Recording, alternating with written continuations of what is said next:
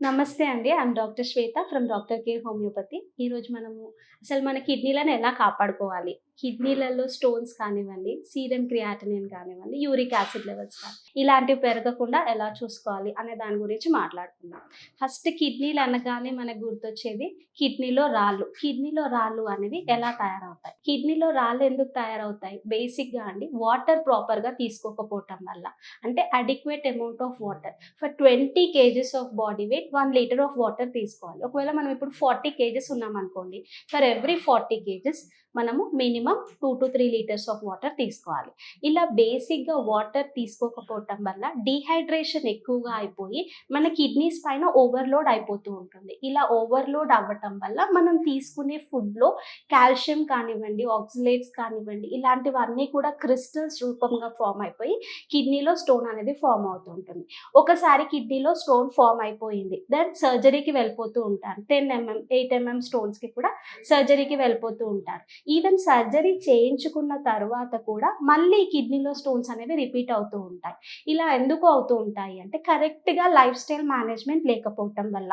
ఎందుకు అంటే even surgery అయిపోయిన తర్వాత కూడా ప్రాపర్ డైట్ తీసుకోకపోవటం, దాంతో పాటు వాటర్ అనేది ప్రాపర్‌గా తీసుకోకపోవటం వల్ల ఈ కిడ్నీస్‌లోని మళ్ళీ రికరెన్స్ ఉంటుంది.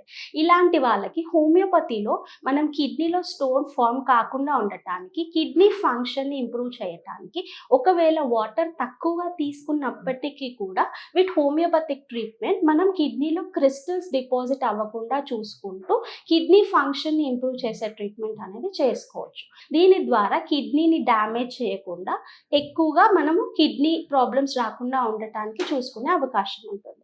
నెక్స్ట్ స్టెప్ వచ్చేసి kidney function test. Kidney function టెస్ట్‌లో కామన్‌గా సీరమ్ క్రియాటినిన్, బ్లడ్ యూరియా అనే కామన్ ఇన్వెస్టిగేషన్స్ చేస్తూ ఉంటారు. సీరమ్ క్రియాటినిన్ అసలు ఎవరికి పెరుగుతుంది? అది పెరిగితే ఏమవుతుంది? సీరమ్ క్రియాటినిన్ అనేది అదొక వేస్ట్ సబ్స్టెన్స్. అంటే మన కిడ్నీ ఎలిమినేట్ చేయాల్సిన సబ్స్టెన్స్ అనేది క్రియాటినిన్. ఎప్పుడైతే మన బాడీలో క్రియాటినిన్ లెవెల్స్ పెరుగుతాయో అప్పుడు మన బాడీలో అన్ని డిస్టర్బెన్సెస్ స్టార్ట్ అవుతూ ఉంటాయి. బ్లడ్ తగ్గిపోతూ ఉంటుంది, బీపీ పెరిగిపోతూ ఉంటుంది, అనవసరమైన ఫ్లూయిడ్ అంతా కూడా బాడీలో డిపాజిట్ అవుతూ ఉంటుంది.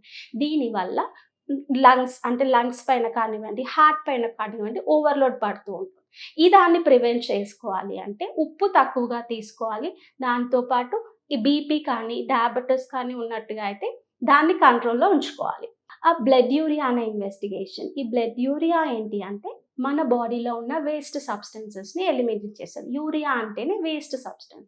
ఇలా వేస్ట్ సబ్స్టెన్స్‌ని కరెక్ట్‌గా కనుక ఎలిమినేట్ అవ్వనప్పుడు ఏమవుతుంది అంటే మన బాడీలో యూరిక్ యాసిడ్ లెవెల్స్ అనేవి పెరిగిపోతూ ఉంటాయి. ఈ యూరిక్ యాసిడ్ లెవెల్స్ అన్నీ పెరిగిపోయి మన బాడీలో ఏదో ఒక జాయింట్ దగ్గర వెళ్ళి డిపాజిట్ అవుతూ ఉంటాయి. దాన్ని మనం గౌటీ ఆర్థరైటిస్ అని అంటూ ఉంటాం.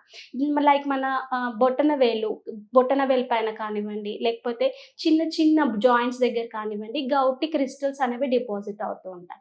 దీనివల్ల ఆర్థరైటిస్ రావటం, చాలా ఎక్కువగా పెయిన్ ఉండటం, నడవలేకపోవటం, మూవ్‌మెంట్ చేయలేకపోవటం, ఇలాంటివన్నీ కూడా గౌటీ ఆర్థరైటిస్ అనేవి కంప్లెయింట్స్ అండి. ఒకవేళ కిడ్నీ కరెక్ట్‌గా పనిచేసినట్టుగా అయితే మనం serum creatinine, urea, uric acid ఈ లెవెల్స్ అన్నిటిని కూడా మెయింటైన్ చేసుకోవచ్చు. ఇలా మెయింటైన్ చేసుకోవటానికి మెయిన్‌గా వాటర్ ప్రాపర్‌గా తీసుకోవటం, బీపీ, షుగర్ కంట్రోల్‌లో ఉంచుకోవటం, దానితో పాటు ఎక్కువగా సాల్ట్ తీసుకోకపోవటం, దాంతో పాటు జంక్ ఫుడ్, ఆల్కహాల్, స్మోకింగ్ ఇలాంటివన్నీ కనుక ప్రివెంట్ చేసుకొని ప్రాపర్ రెస్ట్ కనుక తీసుకున్నట్టుగా అయితే కిడ్నీని మనం కాపాడుకోవచ్చు.